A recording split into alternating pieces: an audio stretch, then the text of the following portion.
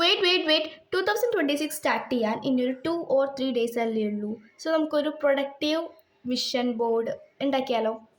And ഉണ്ടാക്കുന്ന video നമുക്ക് post ചെയ്യാം. ആൻഡ് ഈ ഒരു വീഡിയോ പറഞ്ഞാൽ വിഷൻ ബോർഡ് ഉണ്ടാക്കുമ്പോൾ എന്തൊക്കെ കാര്യങ്ങളാണ് ശ്രദ്ധിക്കേണ്ടത് എന്നൊരു കാര്യങ്ങളാണ്. വിഷൻ ബോർഡ് ഉണ്ടാക്കുമ്പോൾ തന്നെ ആദ്യം തന്നെ നമുക്ക് സ്പെസിഫിക് ഇമേജസ് വേണം. അതായത് നമുക്ക് നമ്മുടെ ഓരോരോ താല്പര്യങ്ങൾ ഉണ്ടാവില്ലേ, നമ്മുടെ ഇഷ്ടത്തിനുള്ള ഇമേജസൊക്കെ, അതൊക്കെ ഒന്ന് പിൻട്രസ്റ്റിൽ നിന്നോ അല്ലെങ്കിൽ ഏതെങ്കിലുമൊക്കെ ഒരു ആപ്പിൽ നിന്ന് സ്ക്രീൻഷോട്ട് എടുത്ത് വയ്ക്കുക. ആൻഡ് നിങ്ങളുടെ ഗോൾസ് റെപ്രസെൻ്റ് ചെയ്യുന്ന സിമ്പിൾസ് ഉണ്ടായിരിക്കണം.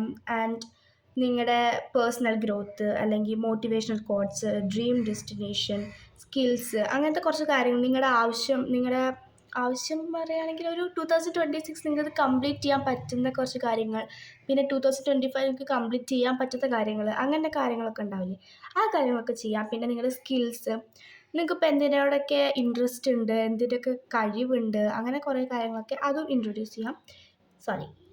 ഇതിലേക്ക് ഉൾപ്പെടുത്താം.